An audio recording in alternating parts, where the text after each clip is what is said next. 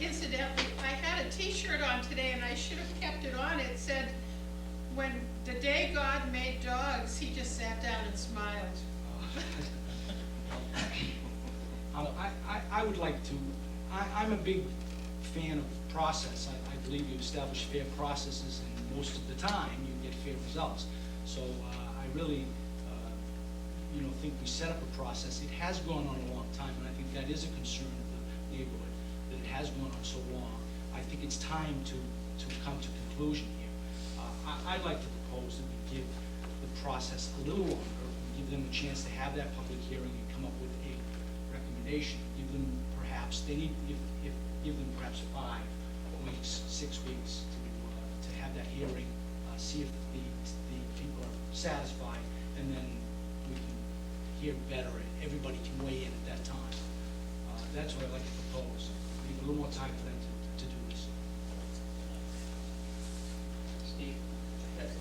I'd just like to maybe echo a little bit more of Mr. Roberts' sentiments here as far as the message that we thought was sent at the time of town meeting and even prior to that is that we want the ad hoc committee to come up with some sort of a solution, and that Park Street was not necessarily going to be part of that equation. Again, maybe recreation, the ad hoc committee saw it differently. The board didn't, certainly.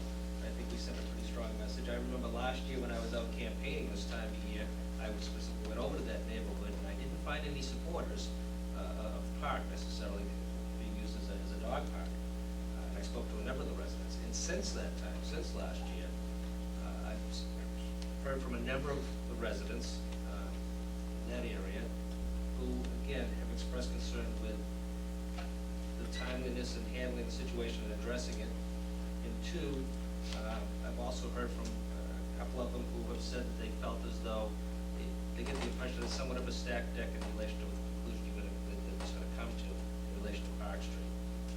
And if Walmart was more viable or came to fruition, maybe that was a different situation, and that would have been an ideal situation, but it hasn't. And as a result of that, it appears as though the conclusion is going to be modifications to policing it and setting up guidelines and all the rest at that particular location, which they still find to be unacceptable. I still find it to be unacceptable. I wouldn't want to be living across the street or next door or within earshot of a dog park. It just, to me, isn't conducive to the quality of life that these people, a number of these people have lived there more than 8 years. And it wasn't there when they first moved in. And there wasn't a public hearing to establish it. And there wasn't a public hearing in relation to what the use was. It evolved and it came about. And it did get out of control. And you've done a significant amount of work in order to contain it. And that's to your credit. But by the same token, I still believe that the message that we tried to send out there, and a lot of other people, in the effort to come to some sort of amiable solution, was to give you time to find an alternative site. And I think that's what we should be targeting and looking to do. And, whether, again, BMX park, bike park, again, isn't necessarily an acceptable thing in that particular area, or I can't think of an area right now where it would be acceptable. And should we be getting into that business or not?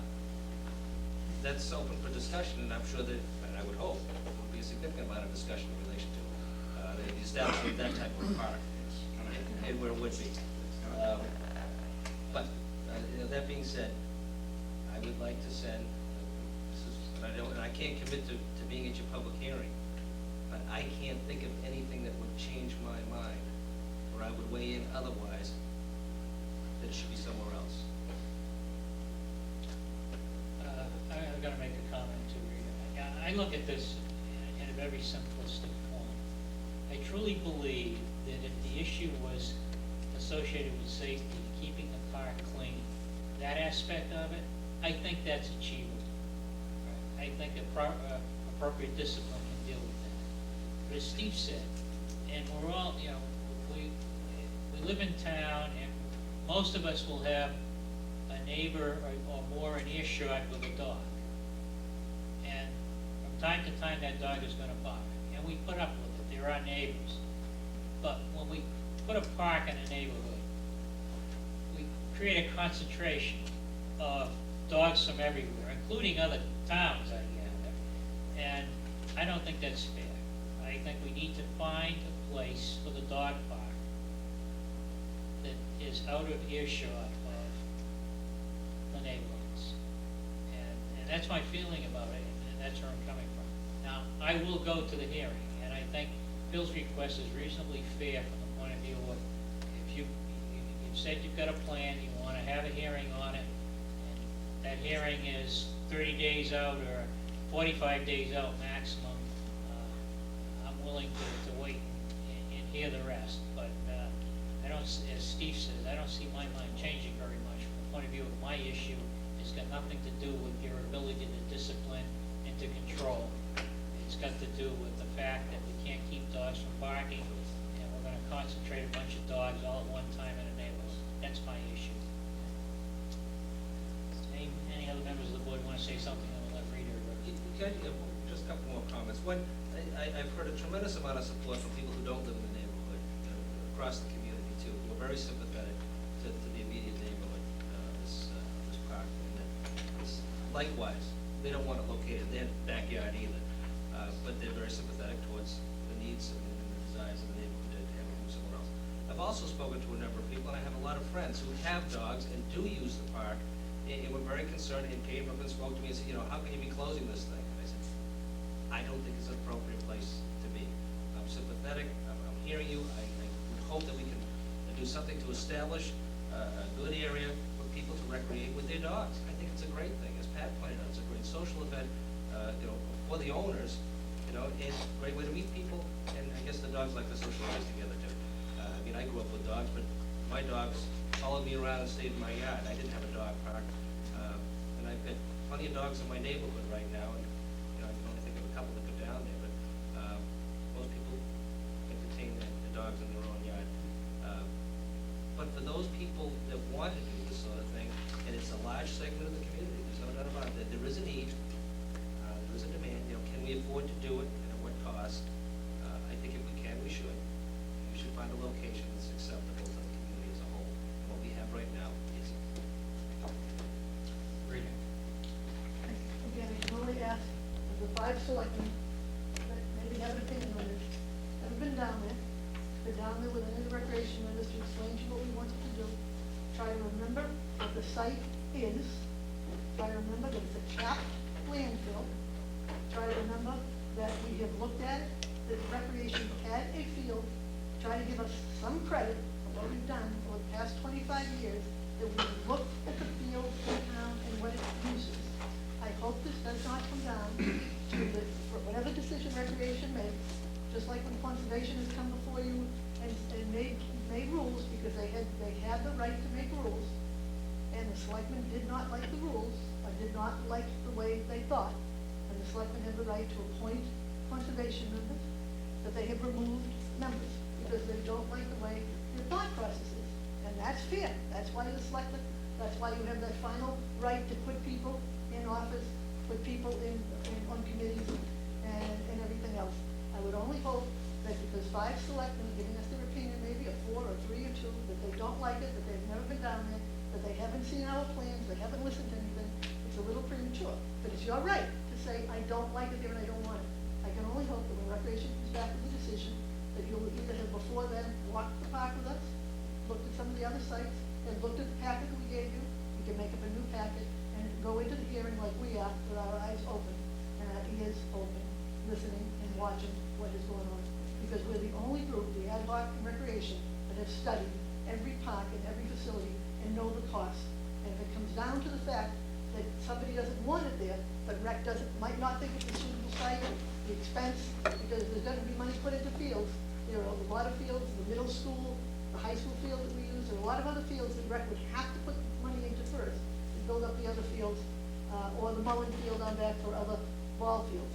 It is not a suitable site. For the amount of money it would cost to make it a suitable site there for a ball field. And then you wind up with a lot of noise. And again, I say, when you gave the permit to the people on Park Street that were gonna breed their dogs, they got their permit, and it didn't matter that a petition was passed in at the time, that there was a lot of barking. They didn't worry about the neighbors then, and sometimes you can't worry about 20 or 40 neighbors, and you talk about the effect of it. For the amount of barking down there, if you've never been down there, you don't know what it's like. They're acting like it's 8 hours a day, there are 100 dogs and they're barking and yipping. It is not loud, and I say it to you again, come on my deck across from Chestnut Street on a Saturday or Sunday or any night, and tell me if the noise of 100 kids or 500 kids yelling and screaming is any better than listening to the dogs. Because to be honest with you, I'd rather listen to a couple of dogs every once in a while. And I bought the house across from a park, I know that. I didn't buy it across from a dub site, I didn't buy it across from a dog park, I bought the house across from that side and I knew it was gonna be there. But if today I want to get a petition of 50 people to say, we shouldn't have all those kids, and it shouldn't affect Moynihan Lumber's parking and property and all those things, you'd have to come down and say, really, Pete, you're right, a lot of kids running across the land.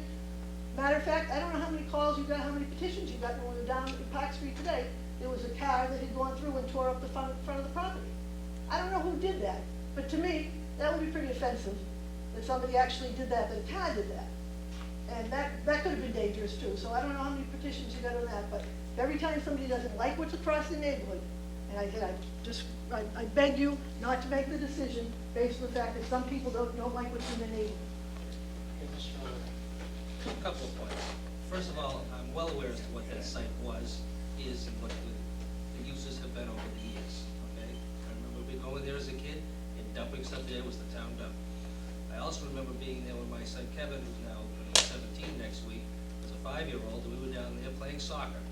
His first soccer game that he ever played was on that field, and that was used every Saturday and Sunday morning for recreation purposes. Before we had Ipswich River Park, that was a park for the little kids, those youngest of kids, to go down there and play. I remember kids playing baseball down there. We built the basketball courts out front too. I'm well aware. I'm also well aware that, in old dump sites and the stuff pops up through the surfaces and it creates a hazard. So I'm well aware.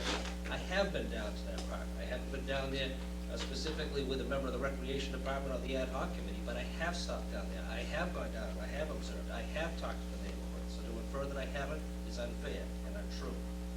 And as far as your inference that this board acts unilaterally because appointed boards, committees, and commissions don't agree with our positions is also unfair and untrue. And you cited the Conservation Commission specifically. They took a course of action in relation to some regulations, which they are fully within their authority to do. The board collectively thought it was unwarranted at that point, wasn't the direction to go. We sent that message. I was the liaison through.